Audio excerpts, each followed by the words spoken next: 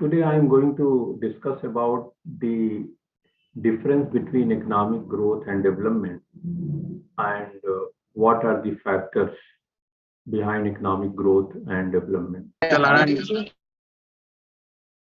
Hello. Good morning, sir.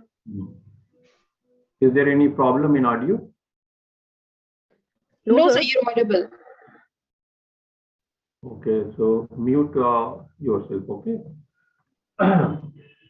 So why I'm taking up economic growth and development, as I discussed in my first lecture on macroeconomics, that one of the most important objectives of a nation is to attain high level of economic growth. And businesses naturally look at the, for example, especially if you have option of investing in across globe, then the first factor which people look at is growth of that country.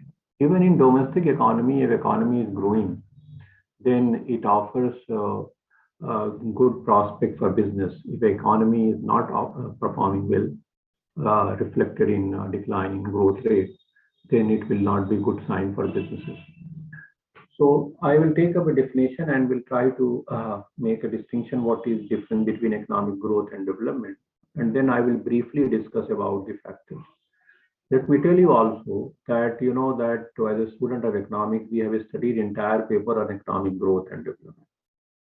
So, and that is not intended in class.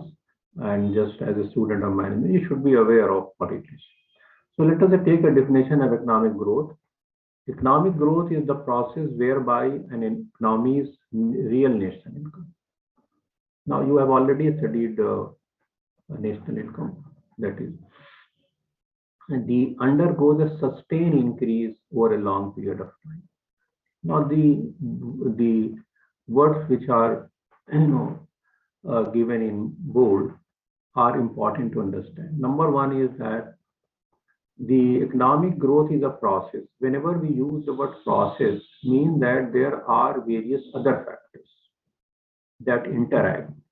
So economic growth is an outcome of the operation of several factors.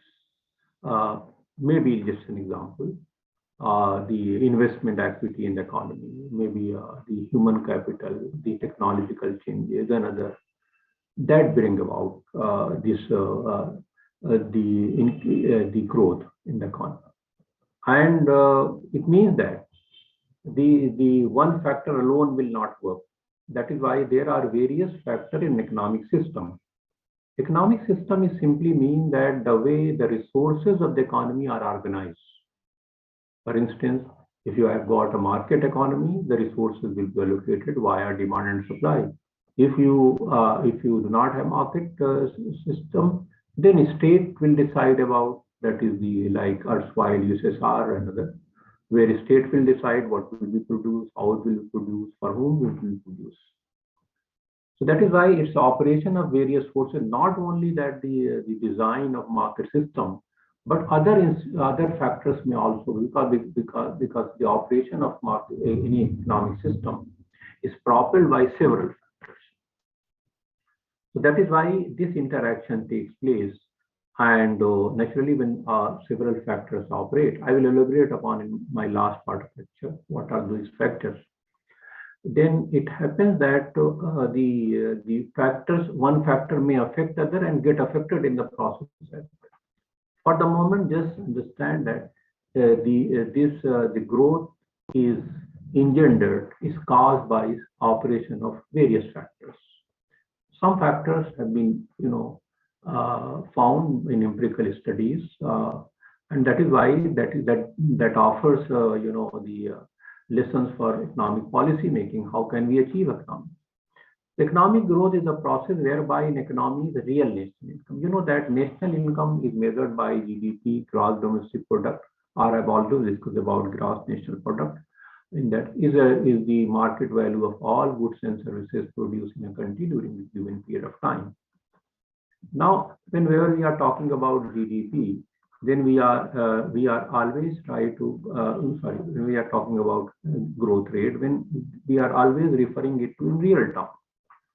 Real term means that not the nominal. For example, if market price and quantity of goods and so on and so forth, the number of goods and services produced, to sum up, you will get national income in a GDP. But this is P1 into Q1. It may be that quantity has not increased, whereas the prices have gone up. Therefore, when you measure over a period of time, then you may find that the national income may have gone up in nominal terms without taking into account the inflation, rise in price. So that is why whenever we are referring to economic growth, we are referring it to real national income. That is the growth, the national income increase accounted by the rise in price, adjusted for the rise in price. Or we try to adjust the growth by inflation deflator.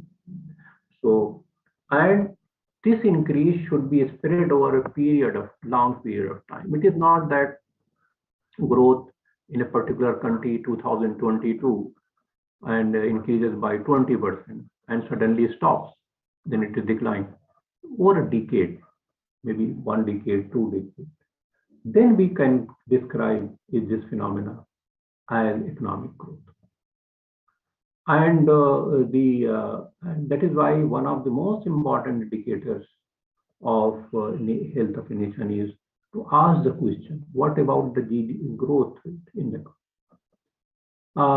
now what happened that that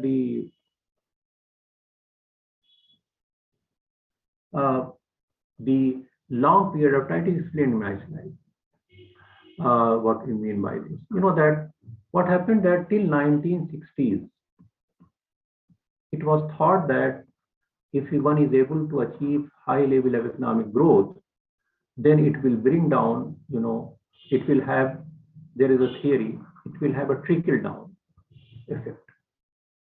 Trickle down means that if growth high level, some benefit will percolate to the poor down. And for example, there will be upliftment in power, people will be driven, will be taken out of poverty, it will generate employment, it will reduce inequality of income. So some benefit will percolate, like if it rains heavily, some will fall to the ground and that will affect it.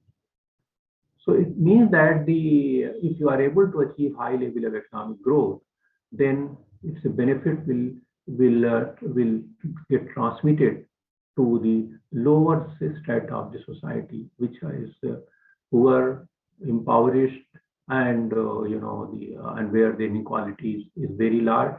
So that will percolate. So that theory was known as the trickle down theory. So that is why in the till 60s, the policy making emphasized, underlined that we should achieve high level of economic growth, and its benefit will automatically get transferred or the society, which is at the bottom of the pyramid, at the bottom of the pyramid, where the large number of people are there, in the bottom. Because, for example, in our country, benefit will percolate. But what happened that for example, in India, we started planning in 1951. 5-year plans started after independence. So what happened that some countries achieve high level of economic growth. They grew by 6, 7, 8, 9% over the long period of time. But there was no reduction as such in poverty, remarkable. It did not generate employment. It brought more inequalities, and other factors like illiteracy, disease, and other things. There was no dent on these maladies of the society. So that is why in 1970s, the trickle down theory was reviewed. Because that when we learn from empirical evidence, then it was pointed out that trickle down theory has failed to deliver, and therefore we should try to use some other direct method. That in economic growth is indirect method to tackle the problem of poverty and other things that benefit. So that is why if you look at it, the economic policy in India, in 1970s, Mrs. Gandhi came with the slogan "Garibi Hatao." It means that the direct attack on poverty, that is via economic growth, has not failed. Although that is, but that sometimes political leaders, they coin some slogans, so that may have some economic reasoning as well. So that is why in later part, 70s and thereafter, that the idea that growth will bring about reduction in poverty, generation of employment, and also will remove inequalities in income and wealth was brought into question by several economists, Amartya Sen, Mahbubul Haq, and other, and like that. So that is why economists ask the question that what is the content of growth? Growth is important. What is the content? And they say that we should ask the question, like questions like, if growth has been achieved, what about whether poverty has increased or decreased, whether employment has been generated or not, whether inequalities? We should ask this question. What about the other, like illiteracy, another thing, whether we have been able to increase literacy or reduce illiteracy? We should ask this question. And he said that it was pointed out that we should take care of these factors. It will take care of growth. We should have a direct attack on it. We should have some programs and other things which takes care of, not that indirect route via growth rate.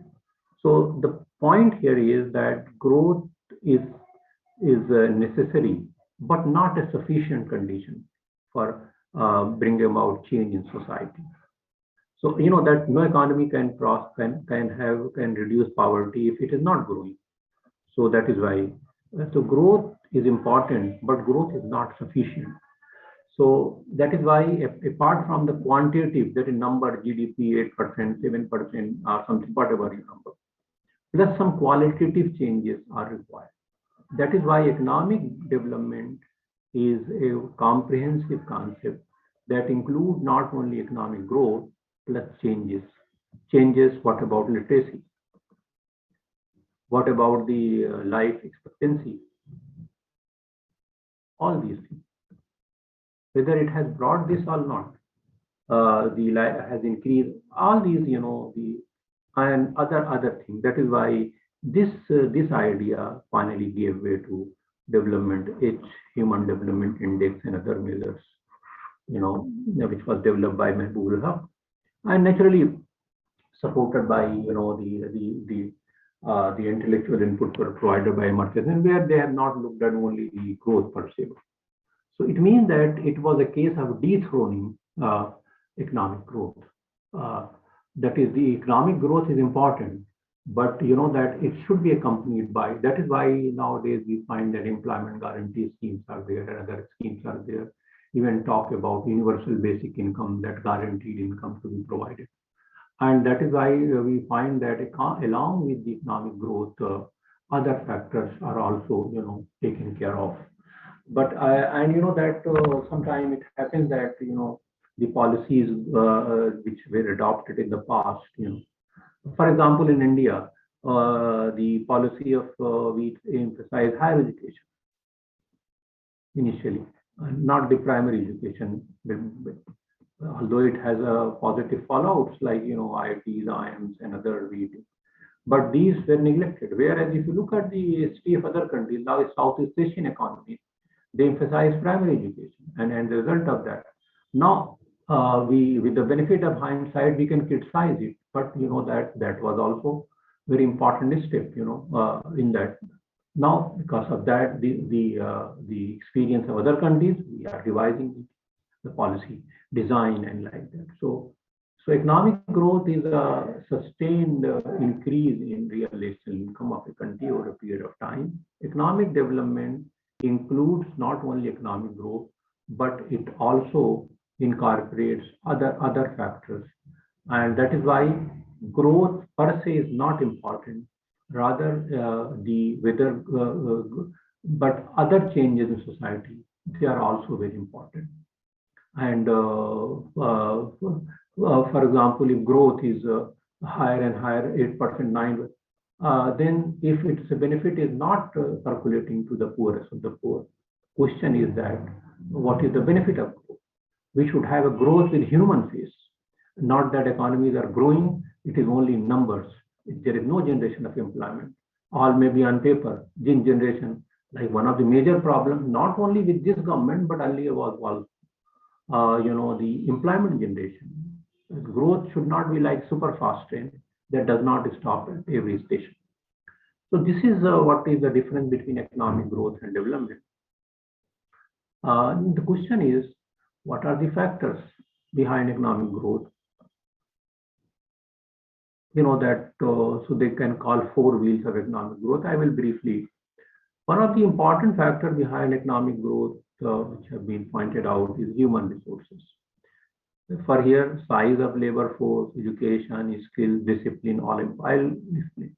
Natural resources are also important. Various countries have achieved economic growth and development using natural. They are endowed with natural capital formation. That is the investment in equipment and factories and infrastructure is important. And apart from that, technology and entrepreneurial managerial know-how and so on. So let me briefly come to this point. One of the important factors behind economic growth is the human resources.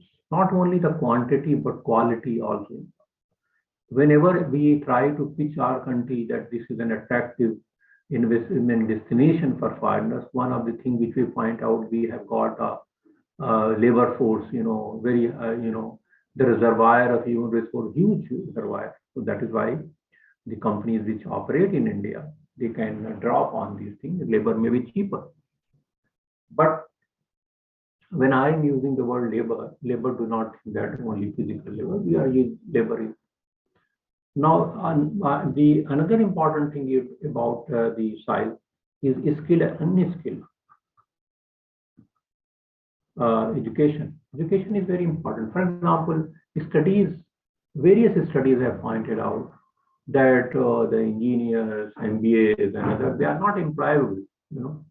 That is, the kind of skill which are imparted, which may not be relevant for that. Then other factors are also important. For example, discipline, work ethics.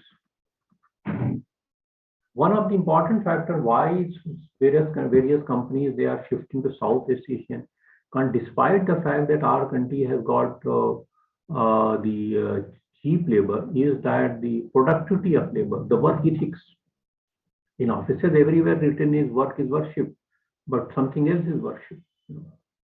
So that is why these factors are important. I'm not going to that detail of these factors, like education, not only education in general, but the management education. That is why one of the famous management thinkers pointed out that we need managers, not MBAs, because the MBAs, the curriculum of MBAs, not relevant, or what is taught in business schools may not be relevant for businesses. And that is why in India, various schemes are there, for imparting skills and like that, and so that is why human resource. And some countries which are short in supply, they draw upon human resources. They may have other things like capital, they may have but machinery, but running that you need. That is why migration also takes place. And some countries have achieved economic growth because of oil, gas, or other resources, because they are having the soil which is very productive, the fertile. And because of some people point out that climate also play a very important role in countries where temperature is very high and other things that may create problems. You know that in one of the studies, the Southeast Asian citizens were asked about the most important invention. They pointed out that AC, because they pointed out that because there is in south there is always rain, in afternoon, so there's a lot of humidity is there. They pointed out that after in the afternoon. There was actually no work if you are sweating too much and like that. So climate. So that is why there is a, there are some people who say geography and, location, other things are also important, the not only this thing. So some countries have achieved it, like Middle Eastern countries and other countries. But despite that, some countries like Japan, they do not have natural resources, yet they have achieved. So sometimes adversity breeds innovation. So we have several examples of then capital formation. For economic growth, we need investment in equipment, factories, and infrastructure. Because if you do not have road, electricity, and other things, businesses cannot be. That is why social capital and infrastructure investment, and that is why government is spending so much on roads, because the connectivity and other things are very important. And how much money is invested in machineries, equipment for, so that is also very important in the for future development, for future productivity, which production in the economy. And apart from that, technology and entrepreneurship are also. Technology actually is a means for producing goods. The more advanced technology is there, just the visualize that from industrial revolution, large factories were set up to a situation where robots are there. How the technology, fourth industrial revolution, it is called. Where the muscle power was everything. Now we find it because the machine took over, and now we have got it. So the technological development has brought about sea change, and because that is why one of the important factors is that how much we are investing in R&D for developing technology, and whether we are rewarding this for innovation or not. Rewarding innovation means that patent laws, which protect the innovators, or if you are making innovation, whether you can reap profit for that, whether innovation. That is why some people point out that profit is a reward for innovation. If you bring about, other may also start. So it means that all factors are very important. And managerial know-how, the tools and techniques like the courses which are studying, like how to manage inventory. For example, you may have heard about various style of management, like Japanese style of management, for example, how they manage. Uh, and how the resources are organized within the organization, it may vary from country. So various tools and techniques which are there, which you are studying in the concept of management, other courses, will enable you to understand that why various tools and techniques can play a very important role to effectively and efficiently attain the objective. So that is why efficient allocation. The way one may find a new way of doing something, one may reduce the cost in production, and so on and so forth. So all these are important, and these are the four wheels they are called for the behind economic growth. And now the importance of these factors may vary from, but that these factors, they work in tandem. It is not that you can achieve economic growth only on the basis of natural resources. Naturally, it has to be supplemented by, for example, which some countries which have got shortage of labor, they will have to have liberal migration policy, where migration, I mean, they will have to draw upon the labor of other countries, like and everybody knows that these are the factors. I'll in my last part. Paul Romer is a very famous economist and Nobel Prize winner. He says that, like if you are, he calls that these are recipes for, like if you are cooking. So the recipe is that these are the ingredients. Like if you find people, you give all the ingredients and they'll tell these are the techniques that you can carry out. And there is a competition that whose cooking is the best, then you will find that not everybody, despite that they know the ingredient, they know the recipe, will turn out to be good food. So that is why recipes are known, the recipe, and how use this, that is important factor. Now, in last part of my, I have provided here the Paul Romer's example here. You can go through. So he says that ideas,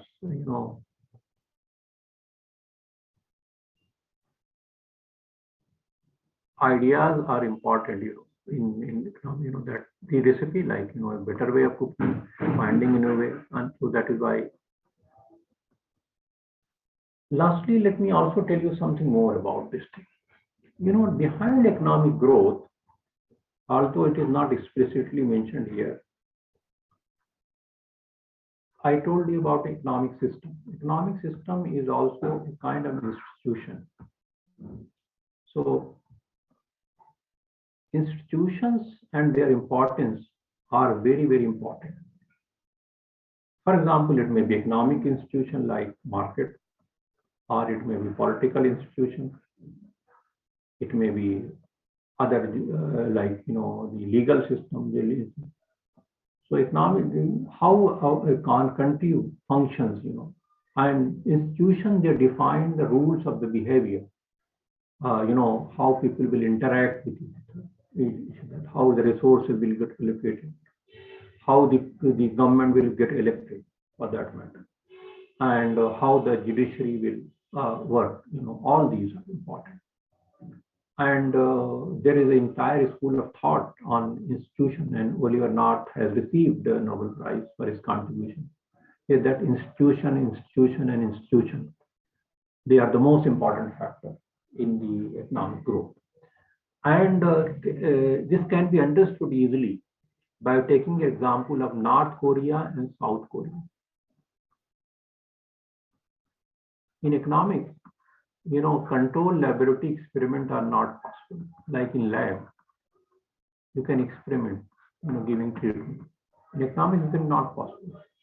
But these two countries offer, evidence in control experiment. One adopted the capitalist system, that is market, and another adopted the socialist system. One autocracy and another part the democracy. So, and the difference in growth rate of these countries are very different. One is prosperous, another is not prosperous.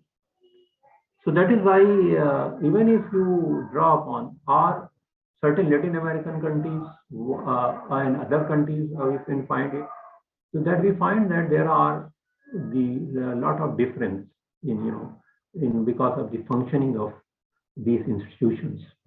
And one important thing is that when judiciary is not very powerful, one issue is, for example, property rights. Property rights, and if you own something, you can make use of this. That maybe a patent, maybe a resource like real estate or something like that. In some countries where the legal system is not very robust, so in order to protect this thing, mafia plays very important. Even in Russia, Latin American countries, mafia provides protection. So that is why the institutions, not only the economic institutions like whether market-oriented policy or the political institution, like we say that creative destruction is there when some firms are not performing well, they will go out of business. So we also have to have, the creative destruction of political system. That if some governments are not performing well, they can be voted out. In a democracy, it is there, but that. So, and the judiciary, for example, the backlog of cases in our country, how the judiciary works, and how, because business requires protection, no business can prosper. These are the institutions play very, very important role. Why some countries are developed, some other countries, apart from these natural resources, are rules of law prevails or not in those countries. And but that China has, like South Korea, has a kind of system which we call market socialism. It's very new. Earlier it was thought that in market democracy is always there. But here in China, in economic sphere, there is a market, demand and supply. But as far as political sphere is concerned, there is a socialism. So that is why a new word has come, market socialism, which was alien to, unknown to the world fully. And that is why one of the premier of China said cat theory. They said that I'm not bothered about the color of the cat. That socialism color is red. so long as catches the mice. So that is why they have achieved it. The autocracy along with the market economy. But you know that there are exceptions to this. But like North Korea, South, they point out that institutions are very, very important. And institutions also govern apart from the cultural factors are also very important in, the particular country, how people behave or, there was a lot of hue and cry when one of the LG of Delhi said that there is a difference in culture, north, south, and all that. So we can understand that. So same working environment, same thing, incentives and other how people, uh, and that is why the role of trust and other in business has also assumed importance because you cannot write everything on paper. These are businesses. You have to a society where the I would like to end the story by that the diamond trading in USA, especially in New York, they conduct use Jewish communities there, which is predominantly operated. You know that the purchase of diamonds and other sale is very risky. Uh, but you know that the entire system is working there based on complete trust. So that is why in institutions also which can instill a sense of trust. That for example, a system where you cannot write every contract. For legal enforcement, you have to write it every. So there are contingencies. If the contingencies are there, then parties can settle out of court even. So see, to sum up, I would like to say that recipes for economic growth and development are known. The economic policy making draws upon these evidences and knowledge, and they mix it. Some countries achieve the high level economic growth, some achieve. So there are so many factors, constraints which may be there that may lead to situation where some countries have achieved high level economic growth. And one thing it came into my mind, just to remind you that when I said process, please think that is small. If economy is growing by even a smaller percentage, 3%, but over a period of time, then it will result in high growth. You know that the effect of compounding. If you put your money in bank, take 1 year, 2 year, 3 years, then there is an effect of compounding.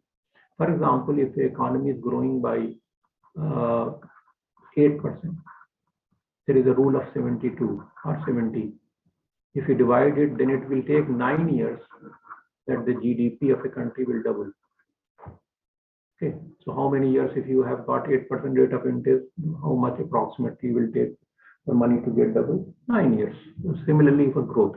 So that is why all the stories about convergence of that India will overtake China and India will overtake USA, and this all are based on the difference in growth rate. For example, if China is growing by India is by this much, or then we try to take into account. So that is why they talk about trillion economy and other economies. That if you look at these, they are natural. That if you are growing by this persistently, then naturally it will. If you're growing by 10%, it will take 7 years, 7 years on. So it will be. And that is why this the long process and long-term sustained result in higher growth rate because the base increases over the years. With this, I close my discussion on economic growth and development. If you have any question, you can ask.